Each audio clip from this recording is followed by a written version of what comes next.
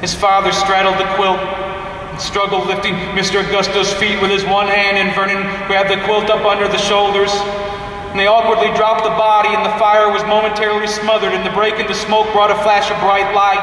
And then the sun was gone again, and the flames grew livid as his father stirred the logs. Vernon sat on a granite bench, covering his nose to the smoke and facing his shadow flickering on the wall.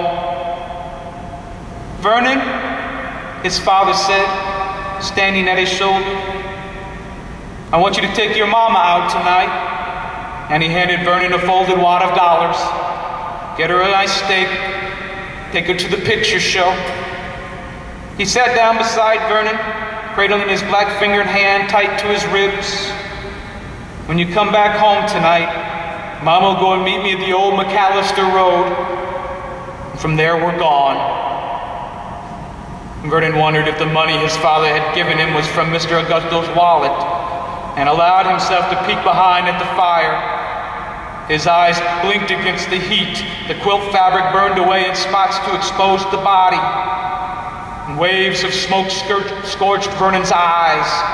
He turned back to the wall. His father had slumped forward as if poised to be sick. "You're gonna die, ain't you, Pop?" he asked. His father raised himself straight. "Maybe I am, I don't know." "I'll go with you then." "No, son, but I've got to." His father watched smoke billow black into the sky and then leaned into Vernon. "Listen to me, son," he said. "I've been thinking on what to do with you, and I want you to listen close now." And Vernon wiped his stinging eyes and tried to focus on his father's mouth. "Tomorrow," his father said, "I want you to pack your belongings into a bag and walk yourself into town to the Baptist church. Go on to Pastor Gould and tell him everything.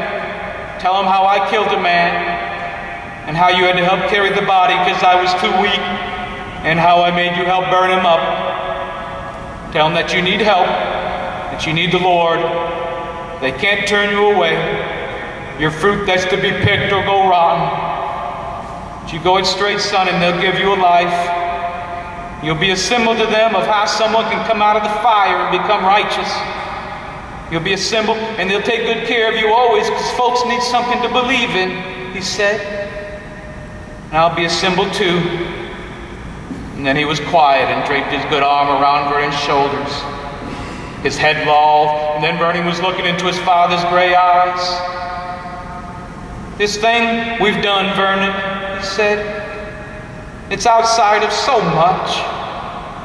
I've worried about all the things that'll change, but I've been thinking about them things what can't be touched. There ain't a woman in the world more beautiful than your mother. I was thinking about how much I loved her, and how that ain't changed, and that got me thinking about my heart, and how when it rains your skin and hair gets wet and cold, but your heart don't know if it's raining or hot or windy. It just keeps on beating.